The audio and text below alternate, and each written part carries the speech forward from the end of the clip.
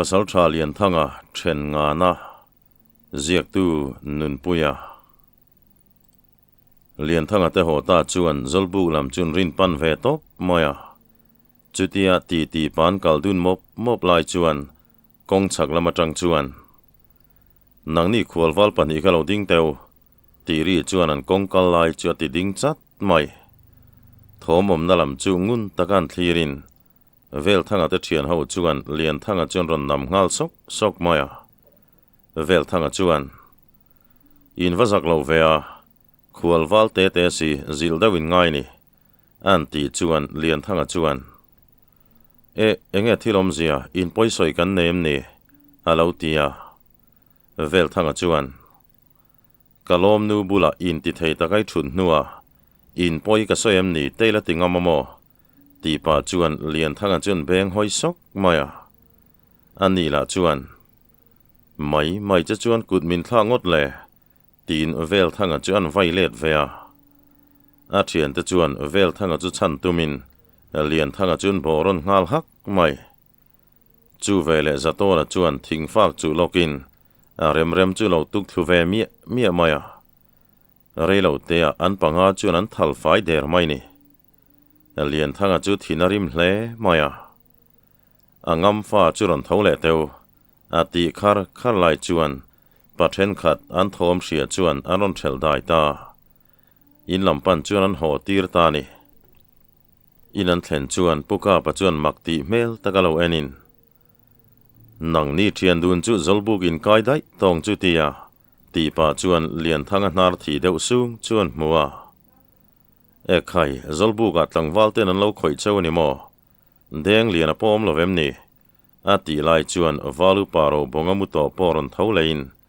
thilom dan vel chu zatona chuan an soya lian thangai ro chu ngoi renga thilom dan a hriatin puka pa chuan an vazak thelo vele khoinge kanlal kan thrilange ati lai chuan puka pa te in chu tlangwal rual chuan aron soi ta luai maya pithiang pui chuan tlangwal ho chu za ngai tura lo ngenin tlangwal ho la chuan in mi khwal te karon chu ati ro aron ti tur mai sia chutia zolbuk tlangwal ten ron tho huk chan chu vel thanga te khan don mangin an lo bum chuak alo ni an kholai leng mai mi khwal kutan tor thun an soi meu chuan tlangwal ho chun thinarima an khotuala nge mi khwal kutan tur chu an ngai thiam theilo ani chuta zong lian thanga thin chuan a tur talo khoinge mi pafa le arpa hluisanin damrei kan tum hlei nem le ti pa chuan a chempui chuin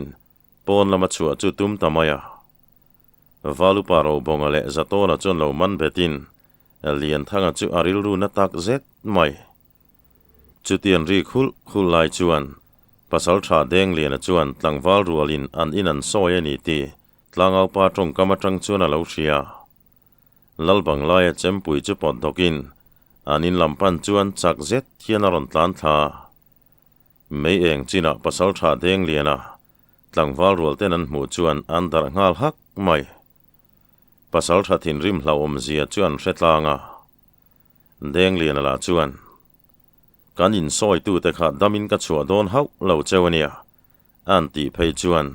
tlangwal tam zok chun tol ngal dor mai ni moi zoli pa po karlova achempui nen chon ron lang ve ngalin kan khwalwal te kha angam fa chuan an khoile teu alo ti ve khara deng liana thin rim lutuk chu pathen khat chuan lo chel lain za ngai tur chuan an lo nge na chutia akho buan buai lai chuan lal le upa te poron lang vein tlangwal rual ten an pasal tha in an soi ta mai chu makan ti ve dewani an thinarim hle turan ngaya valu paro siama chu thilom dan soi turan tin ani la chuan lalpa zolbu ka kom lo lai thil thlengania a chan ka threbi khau lo mai a lo tia valu pa vunga chuan lalpa keiman kan soenge kan thir deng fa pa vel thanga te kholai leng hi puka pa khwalwal te hian kutan lo thla ka chu kan hriat dan ani kan khotuala nge khwalwalin kan tlangwal te kutan tuarani chuan kan en liam mai don lo a lo ti dapa lal chuan ani le chanchin ron thlen tu te chu tu te nge an ti chuan valupa vunga chuan lalpa chu zong ka hre hau lo mai lura hian a hriang an ti chuan lal chuan lura chun zot lea luran chanchin ron thlen tu te chu vel thanga te thian ho an ni thu soi chuan lal chuan vel thanga te chu thilom dan an zot lea vel thanga la chuan thiam takan soin lian thanga te kutan tor dan chuan soi zata a soi thiam boka mi puilam chuan an thlop khop mai chuta lal chuan khualwal te chuan chua tir teule a ti lai chuan pasal tha deng lian a chuan lalpa kami khual te hian chanom lovin he mi ten khoi lo topang a lo tia sai lo lal thua ma chuan pasal tha khongai lo in sumri te han tin khualwal pathum lo chuak te lal thua manan mu chuan apalian ber lian thanga chu en du hle mai a mu nu ang riau hian a hria ao chuan thian throkin tlangwal tungai ming ka tlangwal ten an soi hi thudi ka niam do tel hau lovin an soite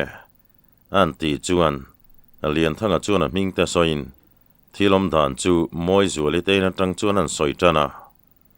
vel thanga chuan nang khan do tin min pu nga melo a lo ti khara lal thua ma chuan vel thanga chu rum takan melin nang kha ilo ngoi lo ni chuan itana poyang an ti chuan vel thanga chu ngoi mak mai lal vek chuan ngoi teu ti hi chuan thila fel don lo mi khualam te po kha in vain lal inaron kai teu tin moi zuali po kharon kalvero se vel thanga te thian ho po kharon kim vekang cheu tin lalin pan chuan a chhota lal inan kim thap ta ti chuan phul moi lalpa lal thua ma chuan moi zual vel thanga nen hian in lo in zui ve thin reng ti na em ni an ti deuh khol chuan moi zuali chuan lalpa ke chuan thian angin ke na kan thian zau poin kan in lom thin ti ka phalo ve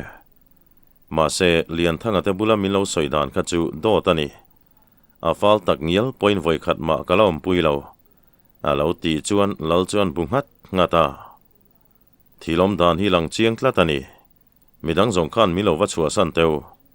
vel thanga te thian ho khala mula an ti chuan lian thanga teu po an chuak ve ta mi puila chun pung khom tam tul mai le ngal kota chuan then khatin meite lo chemin tuma mutum reng an la lo ani lalpa chuan vel thang me chepa khata wa ngai thilti poi je hriam dot soin kan pasal tha te in tlangwal ten an soi pha le ngala tulawa khotlangi ti boi je hriam an ti changfak chuan vel thangala chu ala phana samaya lalpa chuan ngoi te vel thang nang hi in puang du lawani chuan chan him ka tum na chepo hi ka ti le lo mai nge ati ta ka chuan vel thanga chuan a hlau thong le deuh sia lal le upa te ma chuan ngai da madil tamol mola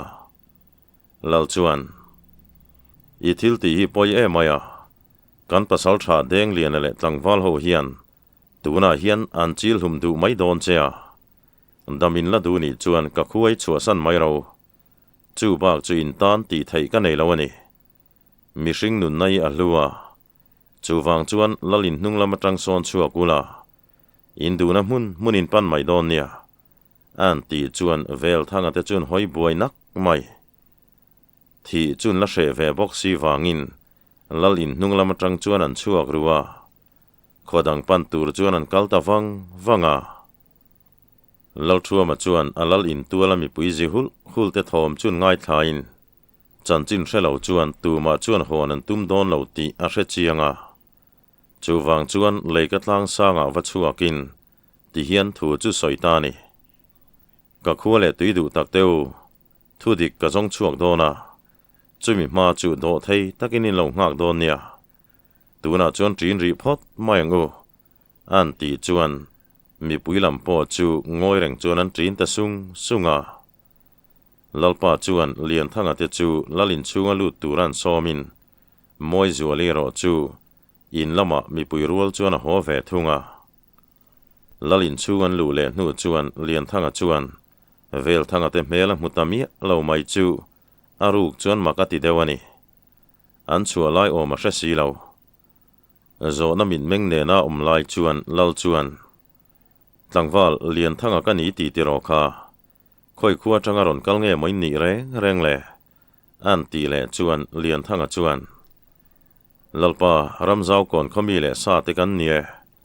kabulami hi kan valu paro bongania ka veilama mi hi zatona ni in pasal tha deng lian anu khu kan valu pani hi nia ron to pain tlang sang kholam ban tum le kan nie an ti chuan lal thua ma chuan ani tak chu mole mi sang point ni lo chuwa hetiang bo ruak ka khuain tong hi poi ka ti khop mai thu pha ka choi ni sela tin thu dik ka hril don chewani indu chuan in soi chuak thei bokang mi hring nun nei a hluwa thil thlen dan ka ngai tu hian vel thanga te hi katlang wal te le ka pasal tha te hian daminan chua don lo ti ka chiang sia anti suala ngai dam min dil hnuin katlan bo tir ta ni ka soi tong khan nun nei a hluwa khonga in ria thiam ram po ka bei se in hre thiam thei lo ni point katlang wal te ho ma chuan thu dikin puang theyang anti chuan valu paro bongale zatona po chuan lalpa thu soi chu adik na chena om antia mi hring nun na hi a hlutak zeta lian thanga point ngai tu wangin lalpa hne na chuan nie lalpa ani na taka chuan kan thinarima ma se thi na khop puan khoi ka hrelo hanzil hlak te chu poilem lova amai ro chu anvom nalama anchin thalo hi anwa chom leang ti ka hlawani i tlangwal te khan han tuai nial nual sela chu an sim mai chuan ka ringa ma sei soi to ang khan nun na hi hluwa i tlan bo tirta po hi ka dem hau lo cheni lal ngil nei takini ti po chiange an ti dapa phul moi tlangwal ten vel thanga ten tlan bo tin hriatin an thinarim tak zeta pasal tha deng lian a phei chuan an hnu ka chui don khopani ala titan tana valu paro bonga chuan pasal tha nun na hi hluwa mi tlan che to zui du khopa pasal tha nun rong ni lo kha alo ti chuan deng lian a po chu lung oi chi lo ma se angoi ve ta amazon lamatlang valrol hovin an inan soi chiat lai te chu anan thom thamol mola pitriang puila chu lo ang bara kan vel thanga te mai thin hi a tu nge mo chun ni a pu te tang to mi tha chung kon ni veinen a lo ti hlaka reivak lawa chuan moi zoli po chuan lian thanga te chu an in lama choi turina ron lama kong laka chuan amazon a thil thleng chu poyati thu le shreomati thu ten soi ve luama lian thanga chuan a ho mai moi zual shom ti du su thei ngil dai ro ti pa chuan an nui haka moi zoli la chuan oi lian thang inge om maya kan ril ru lo ha ve ma ti pa chuan an beng fiam ara valu paro bonga polo nui hakin nang ni pani inin me don rio mai alo ti zau chuan zatona polo phurin moi zoli la chuan thin rim der vela aruk tak chuan lian thanga chu tu in zui ho ve mai pon nial hau lawani in chuan lu don chuan moi zoli chuan lian thanga chuan bek bor sarin zanin churon leng le nge yang chewo an ti sap chuan lian thanga la chuan chang lem lovin alo nui suk rengota chumini chuan lau thua ma chuan atlang wal ho chu chak put tirin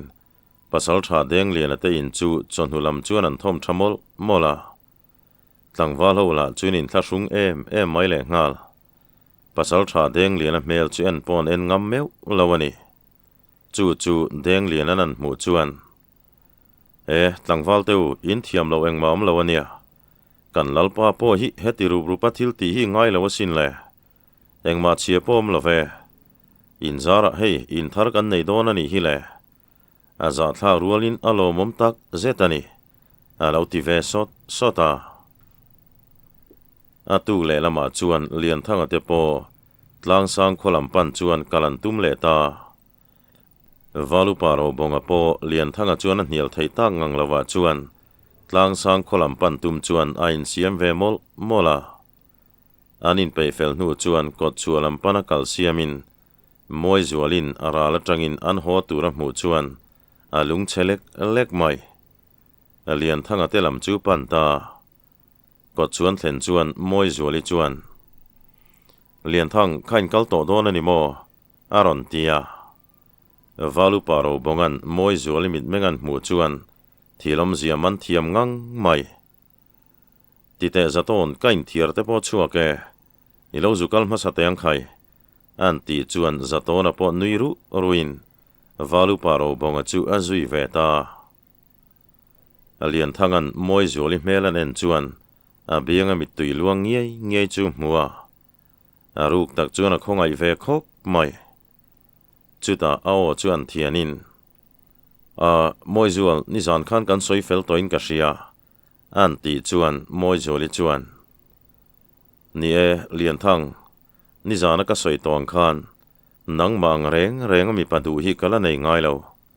ka nei le po ka ring bok lo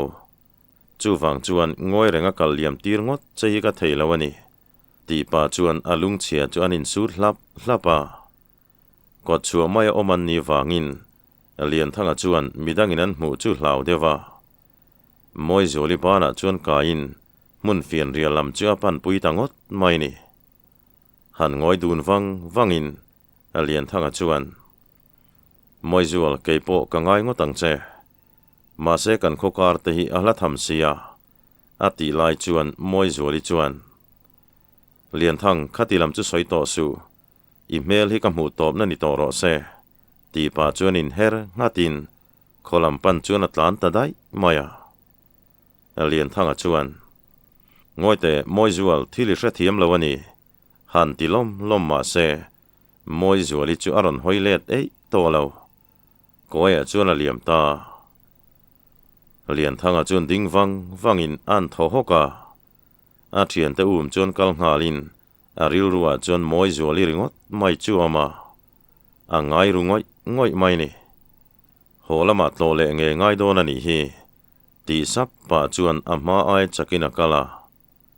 chutianga thui moi to ka kal nu chuan a thian te chu phakin zatona chuan an fiam bora aro bonga chuan lian thang nang hi iwan nei tak zetani kha phul moi nula mel tha kha izuna uaita mai chunia i thi kom khop mai amal var ziale among po nal ziate kha ke chugan ning theimol lawania anti chuan an nui ta hama khokar konga zan ni ngot an riale nu chuan tlang pong pakhata an chuang chuaka valu paro bonga chuan lian thang kan pia mula kholo lang so tlang sang khuani kawan ring em hei pasal tha deng lena soyangin tlang pong pakhatin thlenganga ta chuan mong kung upato tak alo omanga tatang chuan tlang sang khuwa chu chiang takina lang thei tong ati khamole hei mong kung po kan pia mai so ma anti chuan lian thanga po chuan tlang sang khuani ngerin thu chu alo soi vea chulai muna chuan an cholin thifim te chu anin chem dai tir sanga chutia fiam thu ne nan rik mam lai chuan an thlang kor ru ma tang chuan sakhiron huk ta dam maya lian thanga chuan lompa kha silai hi kengla zuk ve chinte anti chuan zatona chuan ngoite silai kalaka reng lawania engtin nge moka tiang le nui tho chung chuan a lo tia valu pa chuan nia lian thang zuk ve mai te saki chek ho po kha ta lom le an ti zau chuan lian thanga po ner nui chung chuan a liam ve le ta a liam nu lok chuan valu paro bonga chuan zaton ilom pa hi chu van nei ni kum no pang tein silai hol chua tura nei bi ka kei uai thato lam po hian voi khat ma kalakap chin leinem an ti chuan zatona chu nui hakin nia avan nei lel kho mai ani hi zong ati me tlai chuan silai puak toi tak maya saki huk that ri chon zui ngalin valu paro bonga chu an nui suka lian thanga nge saki check kan hop le ngek mai nga ni mai lom tinan nui vara reilo te a chuan lian thanga chu nui then tho chung chuan ron langin aip te puya chuan saki tuai mam nal zet mai hiron aka zatona bula chuan an the thla thakin valu paro bonga chuan khai lian thang atuai ni mo atui rual le kani hi tite zaton ipuang hal teang alam ma tho boka tuk thuana ta ni siam teang tin phur zet chuan zaton anen chuan an chenghala alian thanga po chuan lo thut mai tum bik lo mei te lo nunin reilo te a sakhi chu an pu zauta asa chu anei tok turvel siamin a chekaro chu mau thea valu paro bonga chuan a hranina chhum so bora anin peifel chuan ama zana an chachum zinga an fun that chun phelin saki chek nen chuan anan ei tanta valu pa chuan nui vun chungin saki sa chuan mom thaya khai dammanawa om tak em han tin a chek tui chuan du rile hruya tuk thuan chu puar el chuan an ei ta ni ti chuan man mo lu tuk lovin tlang sang kholam pan chuan an kal le ta lo sul ho hun vela chuan tlang sang kot chua lung do chu thlengin anan thu than daya zato na chuan hei ubong an khuwa chun vare em ve mole tunang huna te chuan fe ho po chol ve o mania konga la tu ma kan tok si lo an ti chuan valu pa po chuan nia kalau ngai tu me ka kho chung ten lu ti la chin chu hriat mayang tin mau theya atui pai vot rai mai chan dot khola an than sa zual tere nu chuan kho chung lam panin mak deu mai hian kho chuan lu po chuan khuwa chu la re ngoi tho mai no pang tual chai mu tur ponom lawani lian thanga chu aruk tak chuan ngai thalo hle maya khuwa chun ro san tai mon ti ril ruk lai chuan kholai li lama tang chuan mi pui tho maron rita phok sha chuan in melin alian thanga chuan engpo ni se thom lo chuan alam chui pan phot mai tengu tinan kal le ta kholai li velan thlen chuan lo tu la mi pui chu lo pung khomin a kha tok chuan an lo thum le huk thina alian thanga chuan eng thil nge moni ngai le ti teu man moi ni po vat tengu tin bak leng chuan an tlan chhota lal tual an thlen chuan an thil mu chuan lian thanga chu ti thin rim kher mai pasal tha thang chua dir khim hian mi pakhat thi alo soi sana samaya tlang sang lalpa ni ngei tur lalpuan sin pakhat chu thi sen kai nuang hian tual chara chuan alo thal reng to maya lalnu le afanu ni nge lang te chu salatan ti niwam hrimin an lo phuar bet boka lian thanga chuan pasal tha thang chua dir khim ngat le ngal tiang em anun rong hi an lo om thei ni mo tiain ngai tua ravin a thin chu saphat mai ingamani chuan kha pa khan khoi le te ilu bur kha ke darani mai tin asilai nen mi pui kara tang chuan a pen chuak ta mi pui nu nau te po thum hukin an pasal tha thlawang ron hau tu chuan en thap maya lampui pasal tha do zamangan an mu chuan tham lo zet chuan lo tongin an nui zui huwa ma se aruk tak chuan chu tlangwal chu aru relin vua dik thlap mai le alano panang ai chuan mina mai ni lawang ti chu hrethiam tlat mai chuti rualin zam angalan chu du bik lo naupang nang len khan buaina kan nei lawania iloin rol na turom lo antibul muka alian thangala chuan hei hi kain rol na tur takani zokani he khuwa hi kapute khuwa ni hi anti chuan mi puilam chuan lian thanga chu amma ai chiang chuan an en non lea do zamanga po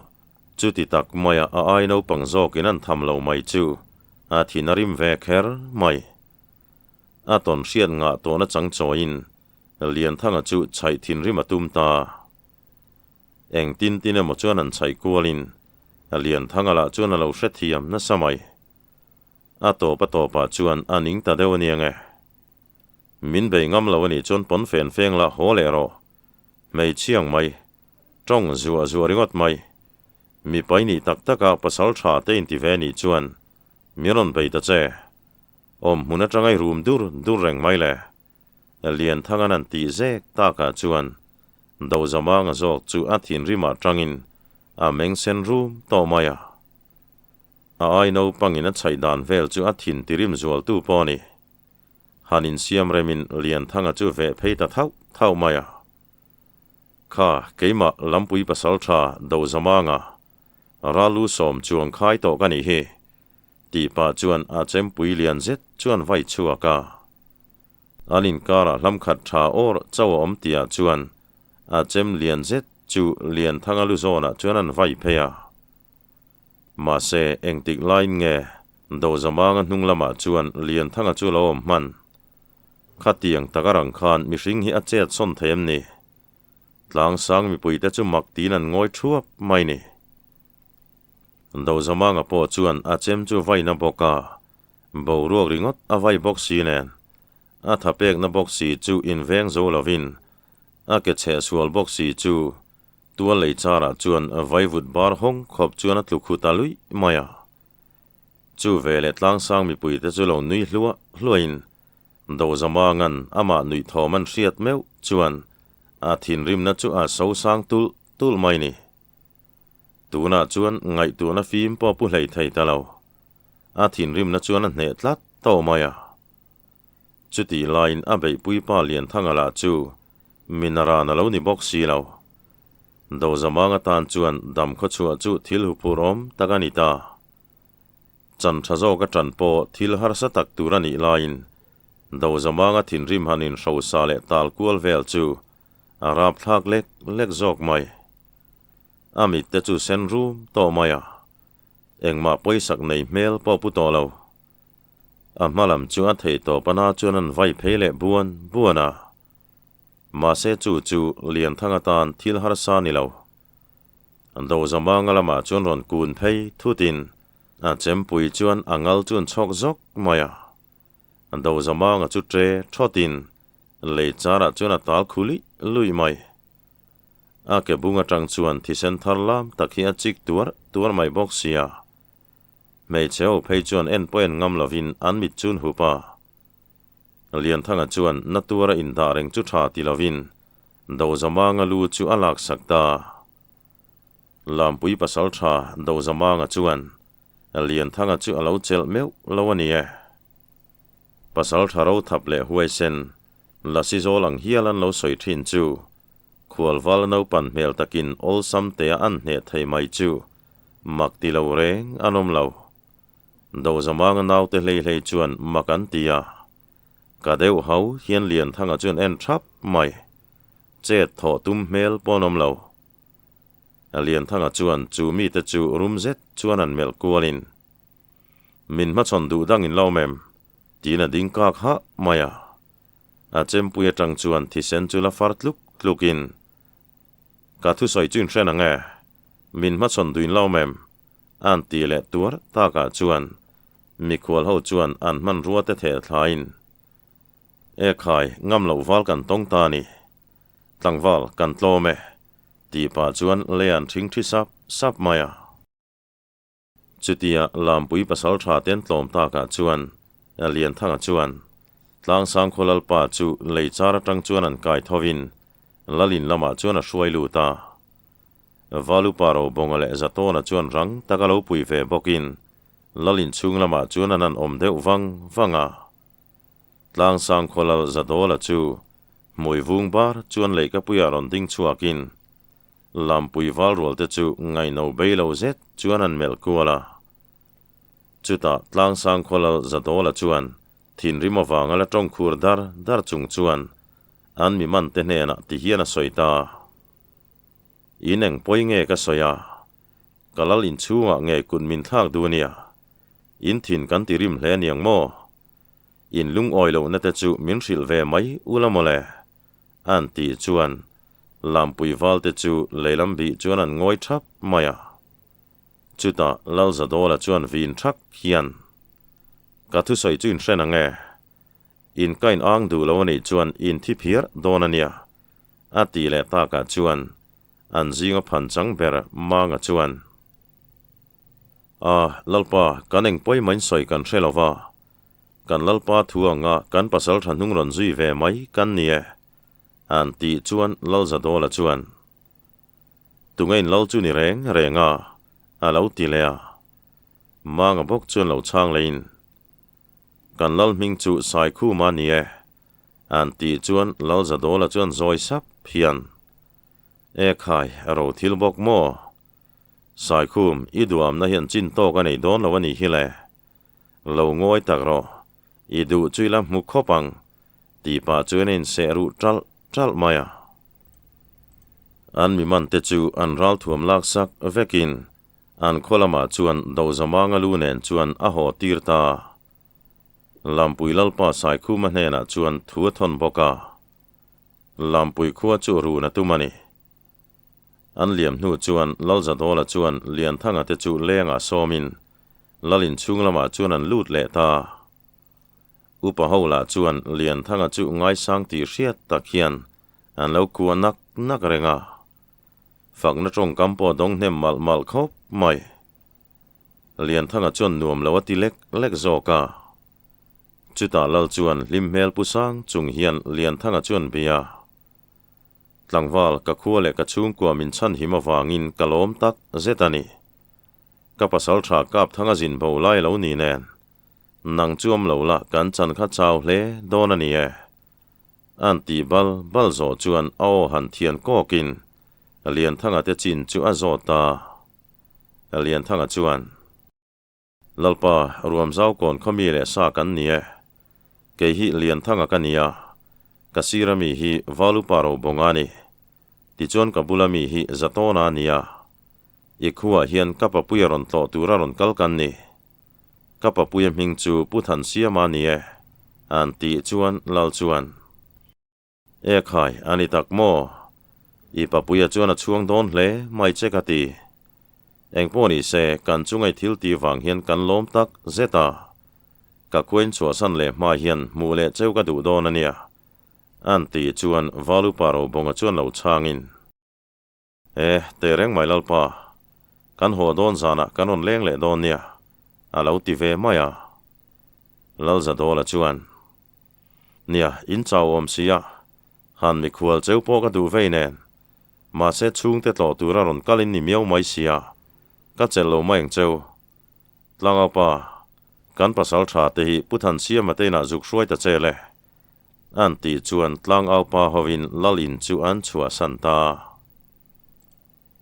chuti lai chuan zadeng lal suak puyan ruam zau kon lama aro thi le dara lo lak sak to zong a chan le vek mai chu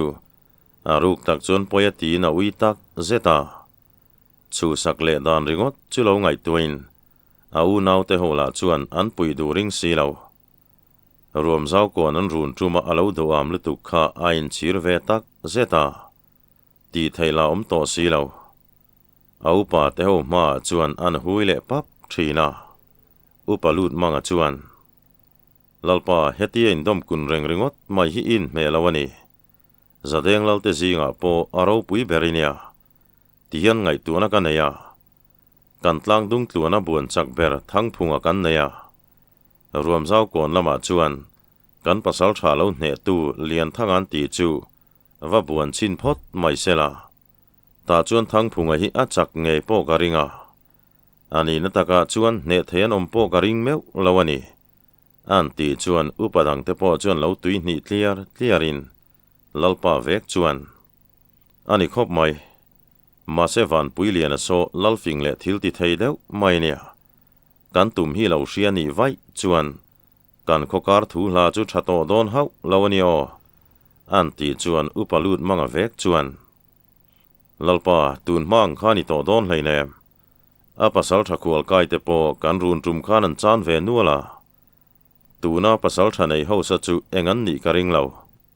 kan pasal tha lo ne tu lian thang ani se thang phung he na vor shet thei ka ringa ta chuan aram tui le lo khopina siamanga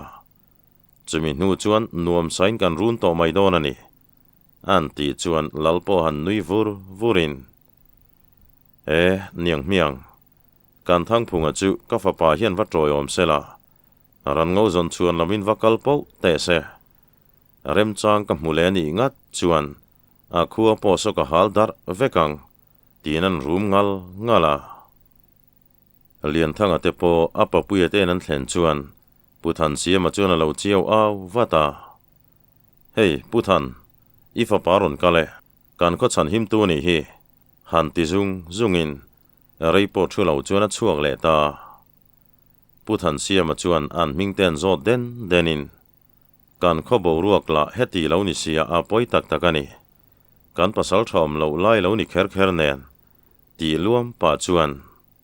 a khoi ber hi mo ka fa pa tur chu an ti chuan aro bonga chuan hei kabulami hi ni hi inaw kan kho pasal tha aral dona fa pa upa berania an ti chuan puthan siama chu ding hluain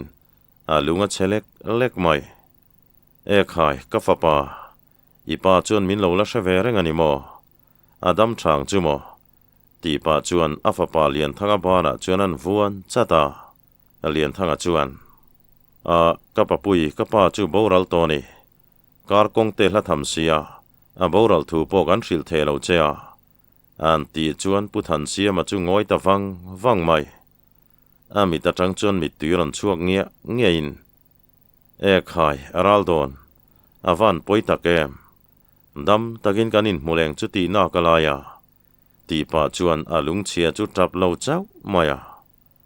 in ti pa chang sha mani lian thanga po apa ngai na chuan ron man thar lein amit tha chuan apa dam lai mel te chu ron lang zuta in ti pa chang ve sha min apa puya chu ku ata ka pa pui apoi tak takani keima thiam lo ni an ti chuan puthan siam po in ti pa chang lui ti hriat ta khian ron dak chuaka taite i thiam lo om reng lo ve i soi tong khan khokar kong te hla thama in thiam lo du reng su hei ahun takai ron lang thei zo ko lom le ati lai chuan puthan siam manu pui piku ngi veng thlang kalpo aron ho toa anin chunga lo om ten mu chuan a phok sha mai valu paro bonga chuan thilom zia chu lo hril molin mei che om nem ti taka lung che tak chuan tra hlan cham ngala raldon ivan timak bok ve mole dam takin kanin muleng chu kan lo ti veinen tin lung che em chuan an trap ngal boka piku ngi trap thoma chuan thenom ko veng te poron chuang kain valu paro bonga chuan pa chana changa aron lun masa piang bula chuan thilom zia chu lo hril mola atuka chuan puthan siama chuan thlan thut te siam vein avok chu tal ngea thenom ko veng te po an thei anga som kualin chalui te chun kil ve lai mai ni puthan siama jing tho chuin ngai tua vungin ngoi te kanau khan fa pa nei om ka hre hau lo maya au berla kha mei chian ni tlata kan hriat chule tia ama hriat tok lek chuan an phun balin valu paro bonga chu rem changa zo chian atum ta lian thanga te zolbu kai holam chu putar pakhat chuan lo endu hle maya chu lian thanga na mu chuan khai kapu idam thamo tin mel him sang chuan an bia chu putar chuan ngoi te tlangwal ka mu to hnui ang hle mai ka ti iman mo lo chuan lo lut koi lok ta che a lo tia lian thanga chuan a thian te chun mel kualin valu paro bonga chuan lian thang idu le lut lok mai ro zatona nen hian kan lo zu kalange ti tur dang po kan nei lem lo khamole tinan kal santa in chuan lu chuan pubura chuan ente tlangwal zo pui pasal tha rang chi la fa pai ni hial lo mo ati ta ngea lian thanga chuan phok sha chunga pubura chuan enin onia kapu ka pa chui hriat zawng em ni an ti chuan pu bura chuan hre reng mai ipai chhun tak zetani ma se ipa ai khan isa pan deuh zawka engpo ni se thil hril tur cheka nei nual ania hun rem changi nei vele ron leng le ta che keizong parol mai kania ka kumalo tam ve ta bok nen khotlang chom kani taringot maya tihian ina hian ka tom ngot to mai ni an ti chuan alian thanga po chuan aruk tak chuan chu putara chu khongai tak zeta ani le kapu kapa chung chang ani chuan isoi du chu tuna hian min hril mai la kamhan lai takalom le an tia chuta zong pubura chuan a thut na ten siam remin tlangwal kei hi suar pui khomi le sa kani thina tun ma ipa dam lai phei kha chuan aip te pui ban na kan ni ve thina ni huna kal zela ipa la khual kai pasal thania mun sang aral beina chuak ve boka ro thi le dar po laldang te du sangna dongin a hon ve zeu renga zo puya ban man lo chang hian kan khuaron riak thina aro thi le dar hon thin te chu lo I ru em tun lo om hi lo nia chung mi te chuan rem ru na fel fai tak siamin triora lami doi thiaman cha tha doi mangin ipa chuan ti hlum ta ni an ti chuan lian thanga chu meng sen ra mai aku chun humru tralin kapu chung mi te chu tu tengen ni an ti khur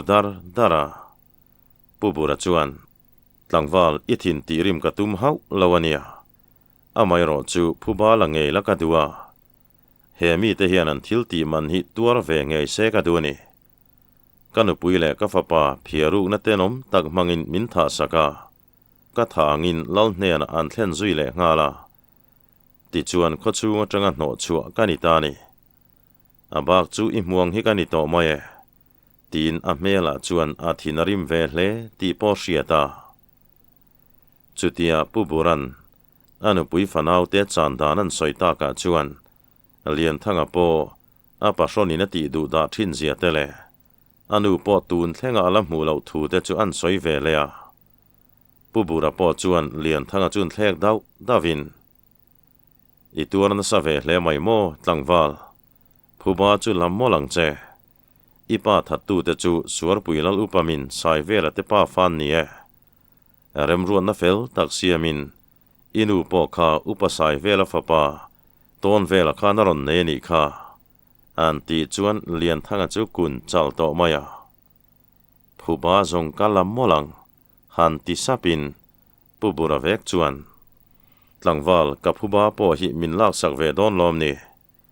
tin so khua so dim reng su in khorun tu ten nia in khua tanga ron pem upamin kap franga te pa fa phei kha chu zuwa hau suang che in khorun na konga abul tum tu ten ni ati le ta ka chuan lian thanga chu ngoi rau to maya upamin kap franga fa pai na mu sit thin zia te an ngai tu le ta an chunga zangai na lan tir chu tum lo khop mai pubura ne nan ti le mo lai chuan zato na churon langin lian thang I varei em bok ve mole ipa puya ta poin choyan du to nia aron ti lu ta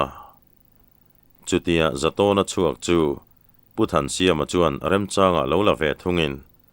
valu paro bonga bula chuan lian thanga chanchin chu lo zo ta